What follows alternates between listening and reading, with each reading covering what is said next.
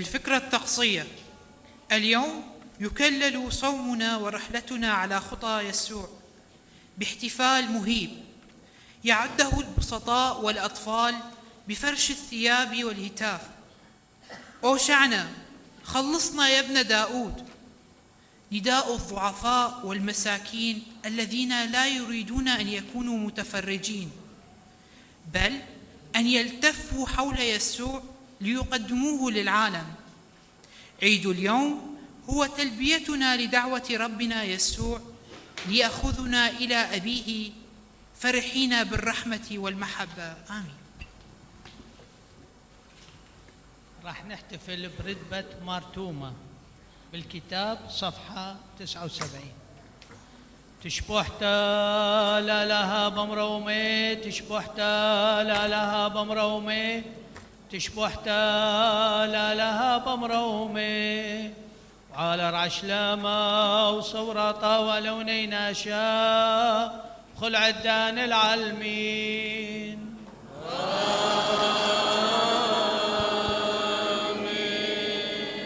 أهلنا يا ربنا وإلهنا لنحتفل بهذه الإفخارستية بعيد السعانين بشكل يليق بألوهيتك بنقاوة وإجلال وصدق واستقامة وقداسة وبلا لوم، ولتكن خدمتنا لمرضاتك وصلاتنا تضرعا إليك وابتهالنا لإكرامك، ولتكن مراحم ألوهيتك لمغفرة خطايانا يا رب الكل، أيها الآب والابن والروح القدس إلى الآباد. آمين. اهتفوا للرب يا أهل الأرض جميعا، اعبدوا الرب بالفرح، ادخلوا إلى أمامه بالتهليل، اعلموا أن الرب هو الله، ادخلوا أبوابه بالشكران ودياره بالتسبيح، احمدوا وباركوا اسمه، فإن الرب صالح وللأبد رحمته، وإلى جيل كجيل أمانته. لنصلي السلام معنا.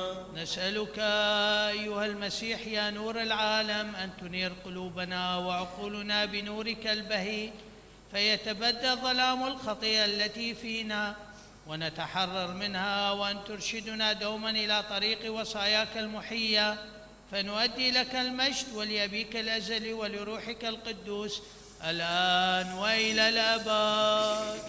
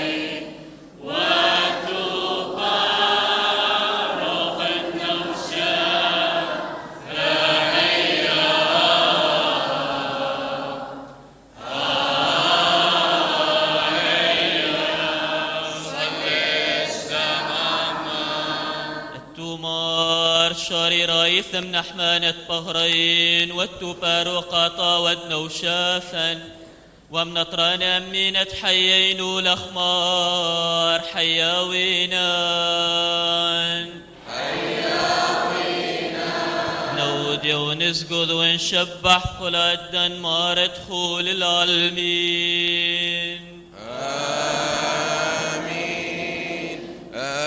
قلق نشبح كل عما لا لها حيا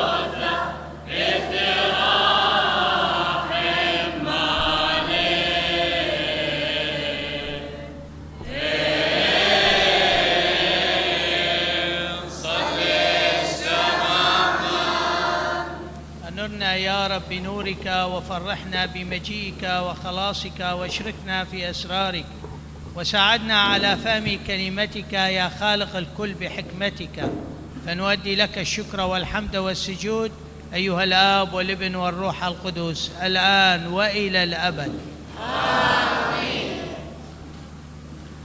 نستمع إلى كلمة الله تعلن لنا من خلال 3 قراءات.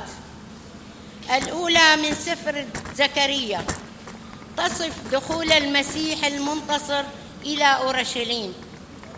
دخوله ليس كمنتصر في حرب، بل دخول بتفعيل قيم المحبة والتواضع والسلام. والثانية من الرسالة إلى رومية تقيم مقارنة بين اليهود الرافضين والوثنيين القابلين ببشارة الإنجيل بحماسة وفرح.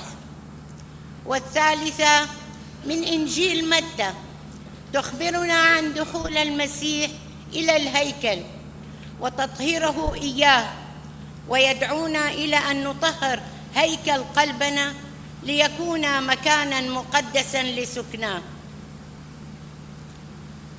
من رسالة بولس الرسول إلى أهل رومية بارخ مار: فإني أقول لكم أيها الشعوب، ما دمت أنا رسول الشعوب فإني أمتدح خدمتي، لعلي أغير الذين هم من جسدي وأخلص بعضاً منهم، لأنه إن كان رفضهم صار مصالحة للعالم، فكم بالحري يكون رجوعهم؟ إن ذلك إلا حياة من بين الأموات. وإن كانت الباكورة مقدسة فكذلك العجين، وإن كان الأصل مقدساً فكذلك الأغصان. فإن كان بعض الأغصان قد فسخت وأنت الزيتون البرية طعمت في موضعها، فصرت شريكاً في أصل الزيتونة ودسمها. فلا تفتخر على الأغصان، فإن افتخرت فلست أنت تحمل الأصل، بل الأصل يحملك. ولعلك تقول: إنما فسخت الأغصان لأطعم أنا في موضعها. حسن، إن هؤلاء فسخوا لعدم إيمانهم، أما أنت فبالإيمان ثابت، فلا تتكبر على نفسك. هذا كلام الرب.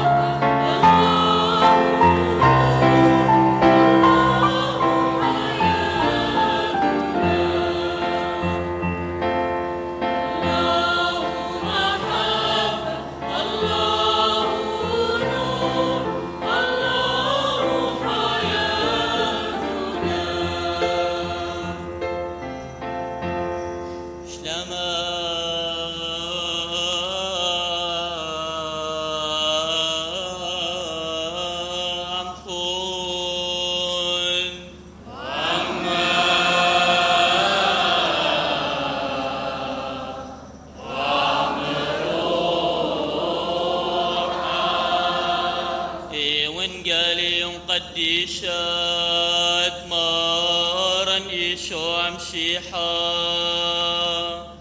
كارزوثا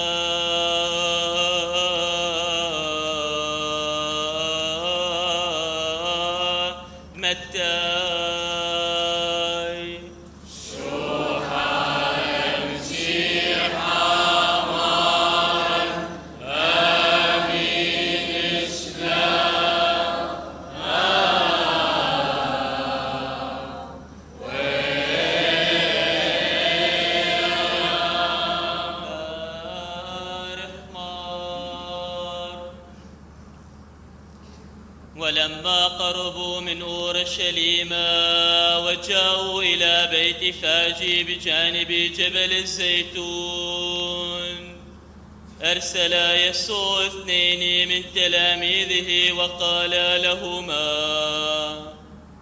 اذهبا إلى هذه القرية التي أمامكما وللوقت تجدان أتانا مربوطة وجحشا معها فحلاهما واتيان بهما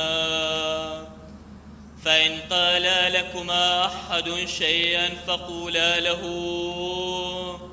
الرب محتاج إليهما فللوقت يرسلهما إلى هاهنا. هذا كله كان ليتم ما قيل بالنبي القائل قولوا لابنة صهيون هو ذا ملكك ياتيك متواضعا راكبا على أتان وجحش ابني التاني.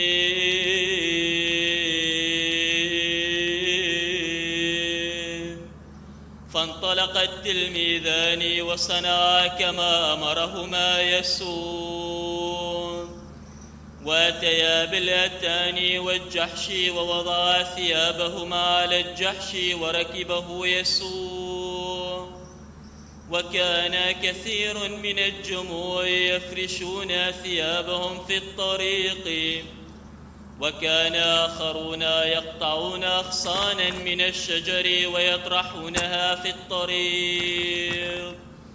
وكان الجموع الذين يتقدمونه ويتبعونه يصرخون قائلين أوشعنا لابن داود مبارك الآتي باسم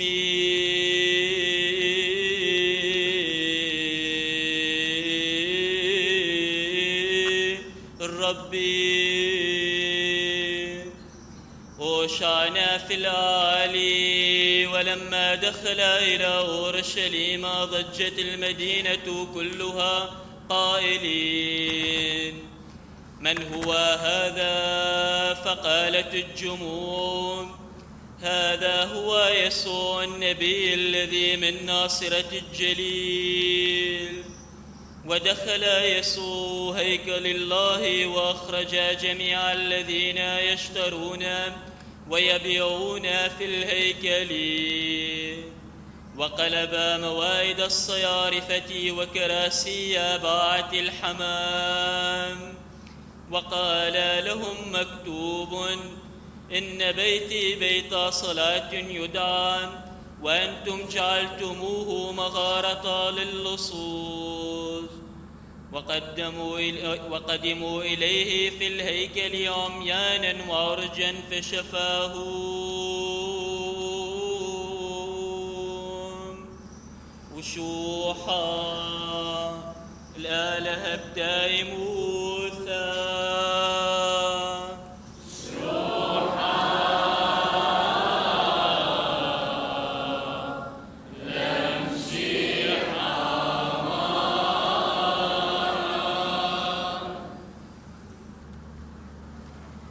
لنقف بفرح وابتهاج ولنصلي إلى الرب بثقة قائلين استجب يا رب. استجب يا رب. يا رب من أجل أن يكون احتفالنا بالسعانين فرصة نعمة وخير وسلام لنا وللعالم أجمع نسألك استجب يا رب. يا رب، من أجل أن نعيش كل القيم السامية التي تحملها السعانين وننمو إنسانياً وروحياً في الأمانة والنقاء نسألك. استجب يا رب. يا رب، من أجل بابا روما فرانسيس وبطريركينا مار لويس وأسقفنا مار باسيليوس، لكي ترافقهم بأنوار روحك القدوس لخدمة الجماعات الموكلة إليهم نسألك. استجب يا رب. يا رب، من أجل أن يكون لكنيستنا أي الجماعة المسيحية في العراق حضور فعال ومؤثر يعكس القيم التي منحتها للناس أجمعين نسألك. استجب يا رب. يا رب، من أجل أن تعود الحياة في بلادنا إلى مجراها الطبيعي ويعيش الجميع بفرح وسعادة نسألك. استجب يا رب.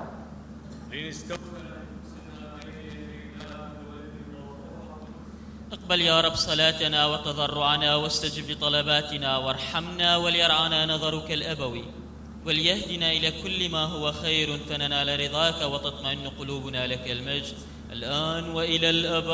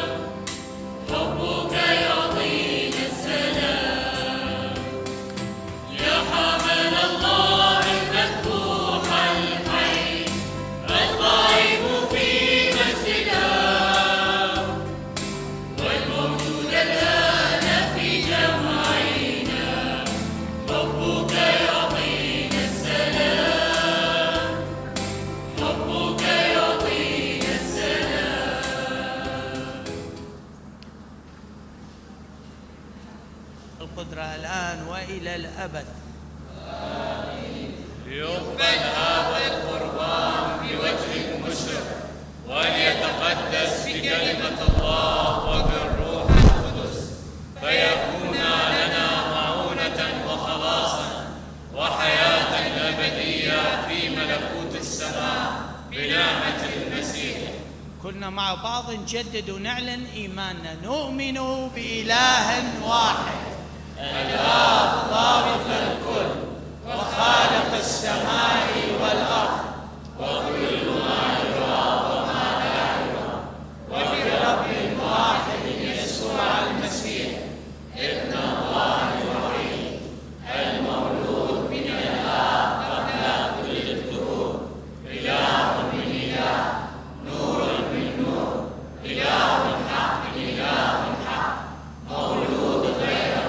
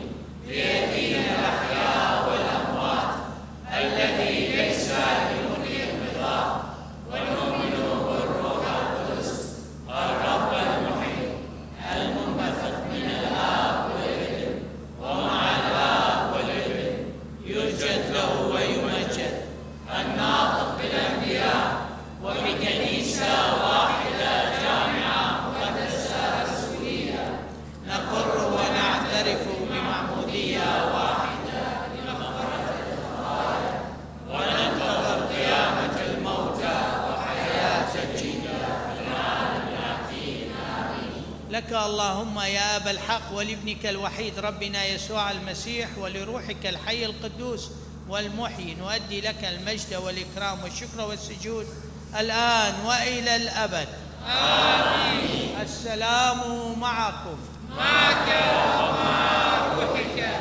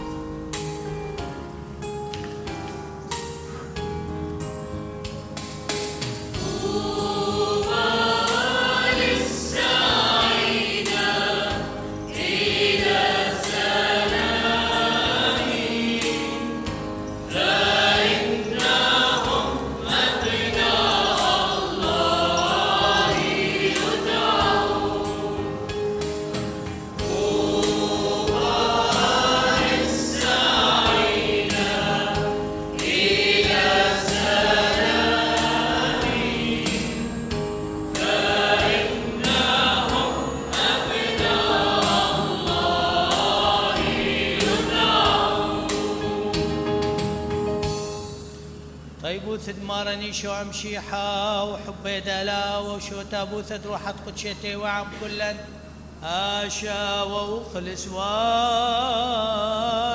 والعالم علمين.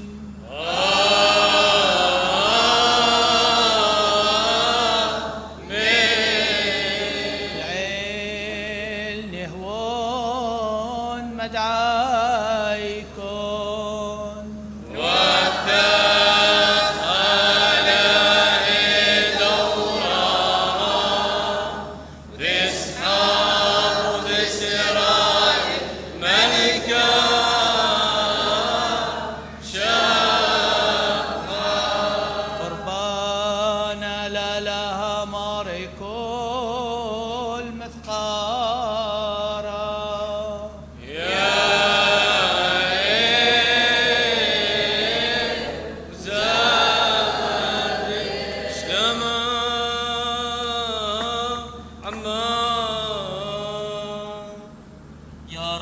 يستطيع أن يصف عظائم قدرتك ويخبر بجميع أمجادك، فلئن صارت جميع الخلائق فمن واحدا ولسانا واحدا لما استطاعت أن تعبر عن عظمتك.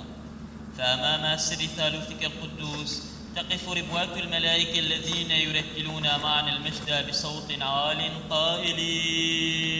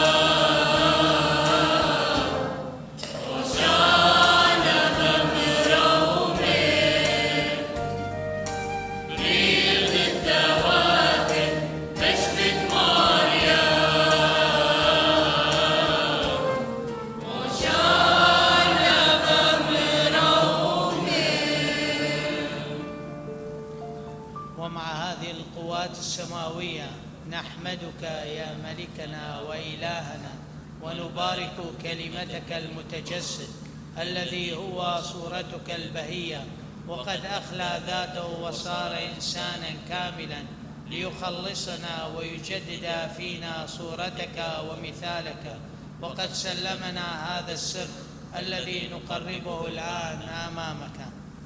في الليلة التي أسلم فيها للموت أخذ خبزا بيديه المقدستين ورفع عينيه إليك أنت يا الله أباه ضابط الكل، وشكر وبارك وكسر وأعطى تلاميذه قائلا: خذوا فكلوا منه كلكم، هذا هو جسدي الذي يبذل من أجلكم لمغفرة الخطايا وللحياة الأبدية.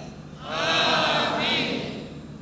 كذلك من بعد العشاء أخذ بيديه المقدستين كأسا طاهرة وشكر وبارك وأعطى تلاميذه قائلا: خذوا فاشربوا منها كلكم، هذا هو دمي للعهد الجديد الأبدي، سر الإيمان الذي يراق عنكم وعن الكثيرين لمغفرة الخطايا وللحياة الأبدية.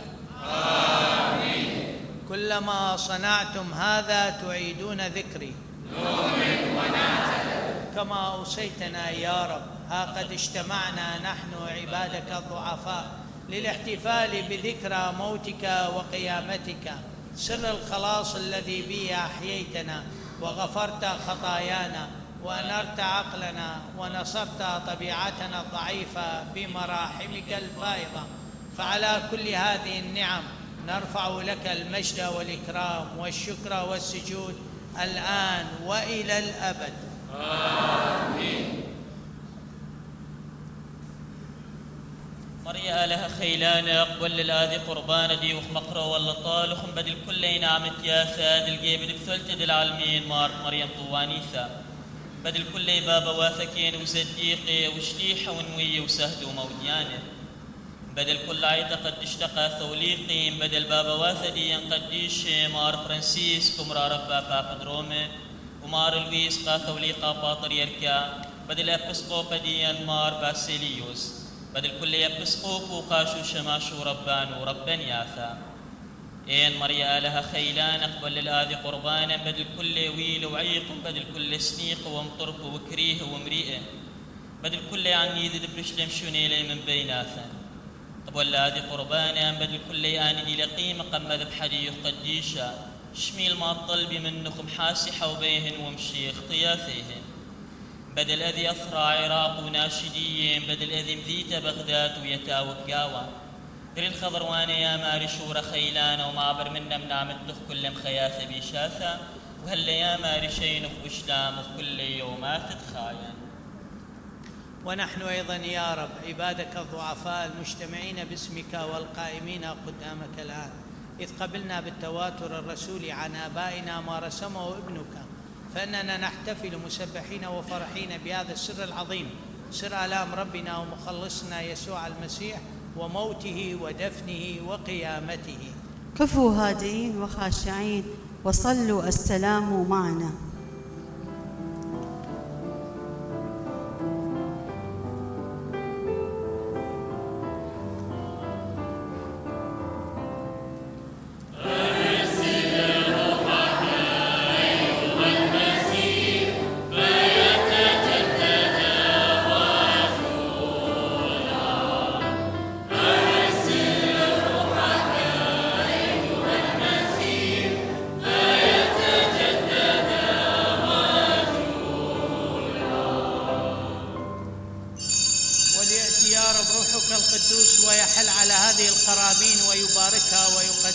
فتغدو لنا جسد المسيح ودمه لغفران خطايانا وخلاصنا ونيل الحياة الأبدية التي وعدتنا بها، فنؤدي لك المجد والإكرام والشكر والسجود ولابنك الوحيد ولروحك القدوس الآن وإلى الأبد. آمين.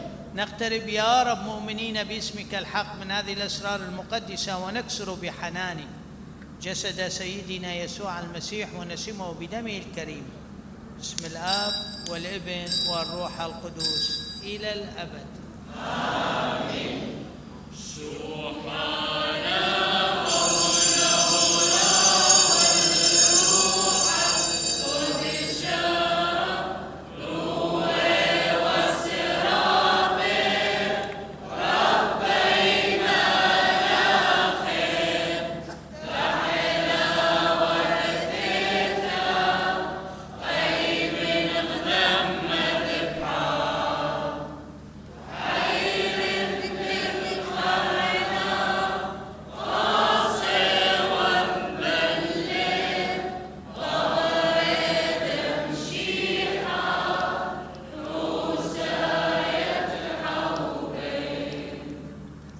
إخوتي، لنجلس في لحظة صمت ونراجع ذاتنا ونندم على خطايانا استعدادا لتناول جسد الرب ودمه.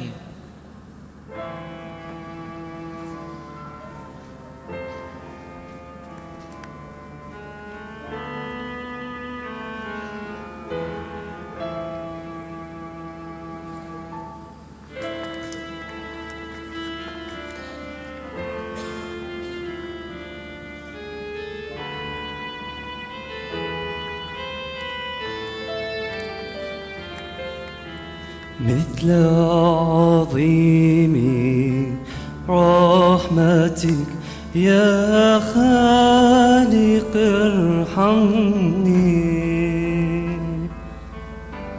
ومثل فرط رأفتك امحو الخطا عني.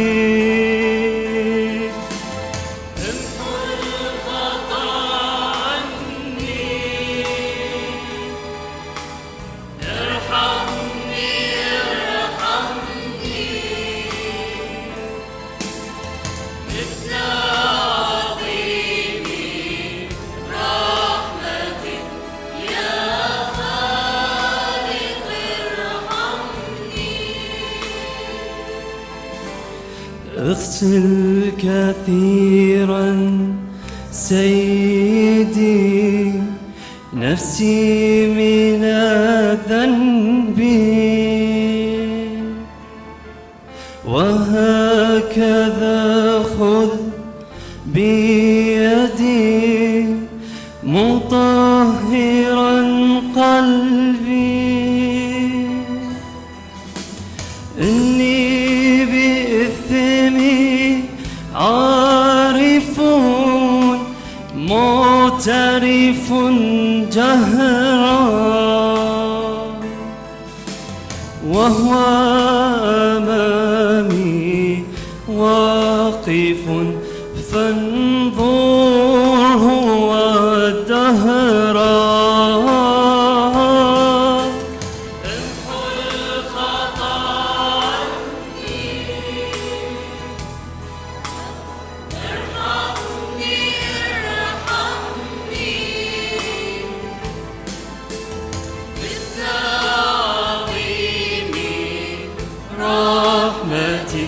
يا خالق ارحمني، يا خالق ارحمني. وجوه مشرقة، وبالدالة التي وهبت لنا برحمتك نصلي معنا الصلاة التي علمنا إياها الرب يسوع قائلين: كان الذي في السماوات ليتقدس اسمك، ليأتي ملكوتك، لتكن مشيئتك كما في السماء كذلك على الأرض. أعطنا خبزنا كفافنا اليوم، واغفر لنا خطايانا كما نحن أيضا نغفر لمن أخطأ إلينا، ولا تدخلنا في التجربة لكن نجنا من الشرير، لأن لك الملك والقوة والتسبيح إلى أبد الآبدين. آمين. إن أمر يا لها خيلانا لها انطاو بابا مليا رحمة طلبخ من أخوكم شف البخل كبير وصدم رحمن وثو لا يا ماري لموردن بجورابا إلا مبارق لنا مخالصا من بيشا وخيلة وافي بسبب دي خيلة ملكوثة وخيلة وعشنا وقبار وثو شلطانة بشمية ورا هاشا ووخل الزوان والعالم علمين.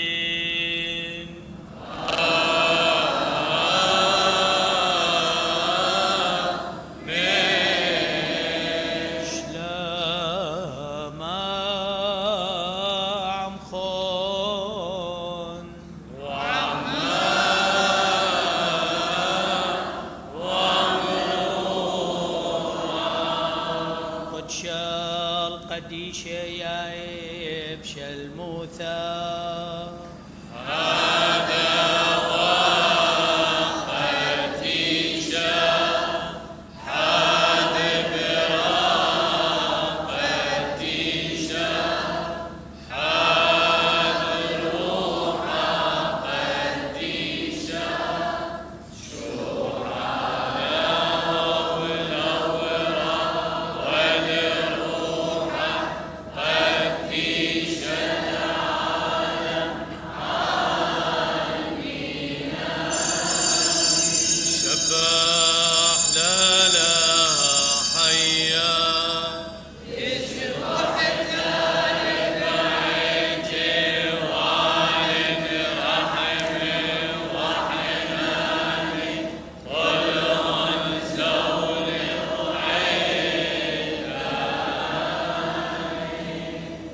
المقدس أجسادنا بجسدك المقدس، واغفر ذنوبنا بدمك الكريم، ونقي ضمائرنا بحنانك أيها المسيح رجاؤنا إليك.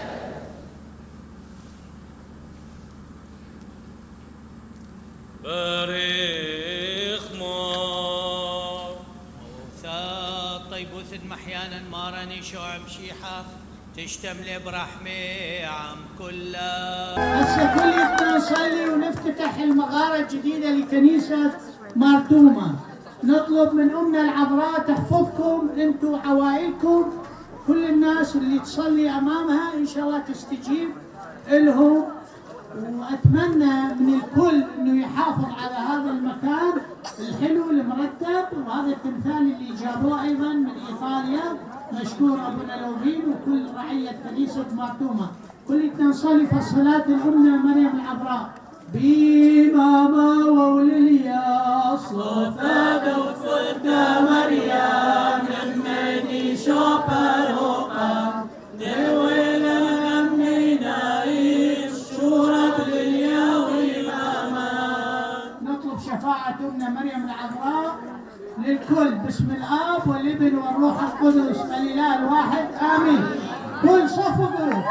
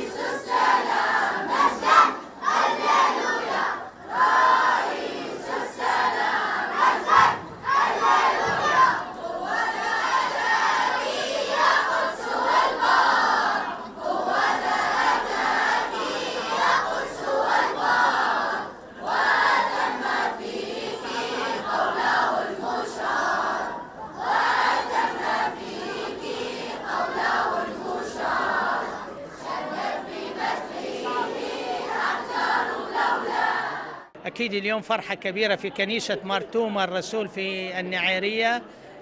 قداس عيد السعانين كانت كنيسة مملوءة من المؤمنين، صلينا أيضا من أجل السلام، وأيضا افتتاح المغارة، تجديد المغارة تمثال مريم العذراء جلبوه من إيطاليا، وأيضا افتتاح كابيلا جديدة بجهود أبونا لوفين حنا. وأكيد اليوم سعداء جدا بوجودنا بهذه الكنيسة، ونتمنى يكون أسبوع مبارك ومقدس لكل الشعب العراقي، بشكل خاص شعبنا المسيحي. طبعا مشينا ثيلوخن قناة العراقية السريانية دائما ايتون حاضرين كودن مناسبات رابط ايتاثا ديا، فاكيد بسخوثة رب ثيلا طالي رعيد ايتد مرتومة مستقبل النوخن اخب ايتا. طبعا غزيلوخن اجواد خوشابد اوشانك ماوي وبسيم ما بسخان ام ديال زور طفال زور ام ناشد مرعيثة كلهن.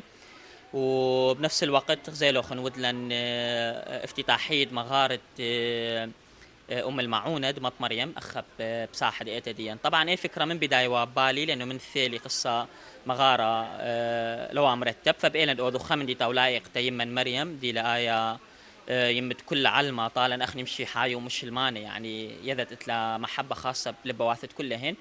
فمشري والنقا واح من يرخد أسرام، ومثلا قيمت أم المعونة من إيطاليا، يعني تمثال مريم العذراء قمي ثخلة من إيطاليا مطولة تقريبا قبل شهر، وقم كم الأخوة من ديانة دي بنفس الوقت. وذوالن كابيلا خثتا أكيد قم خازوتني لهم افتتاحيا. أنا من ديانة تميوخ بعض اللي أكيد هم إلي بخثثت تناشد مرعيثة إنه يذي إنه أخني إيتاثا دي نهار إلي عامرة بقاوهن، إنه ناشا لازم مهتم دائما ببيث آلها وآود لسقيلة وحلوية تديقت أجد أخني أوضخ قداش ديا أوضخ صلاواثا ديا بهاوي لائق تمريا آلها وشمدية.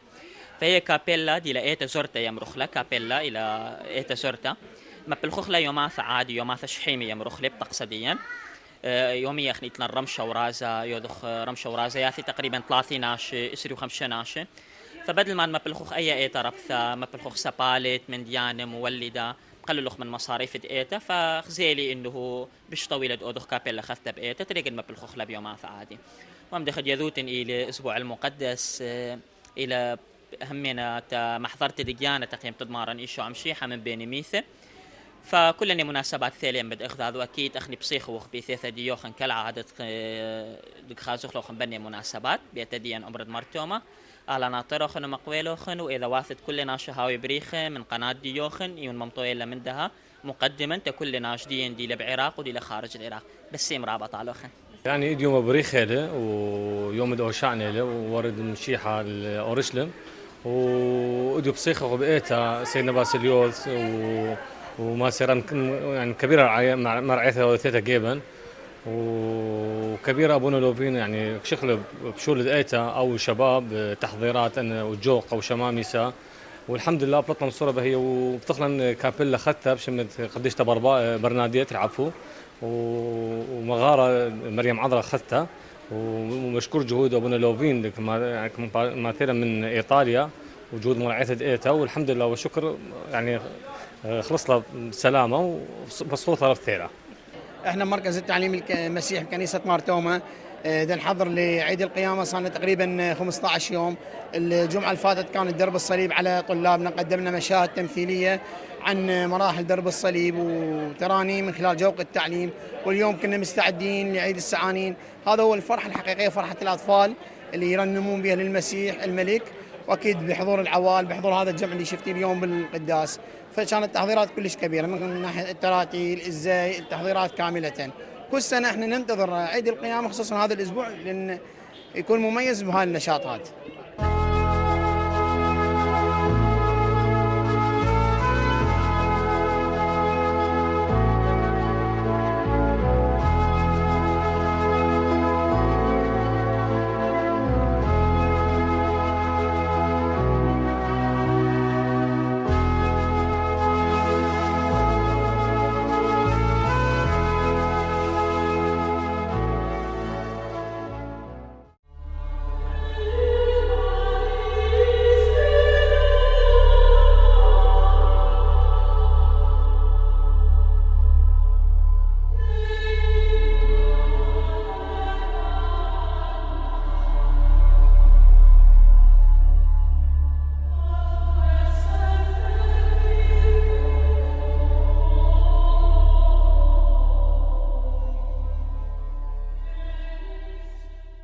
مشاركة كلش حليثة يعني ناس كل شرك لزور وراب وأنديلاتي من خارج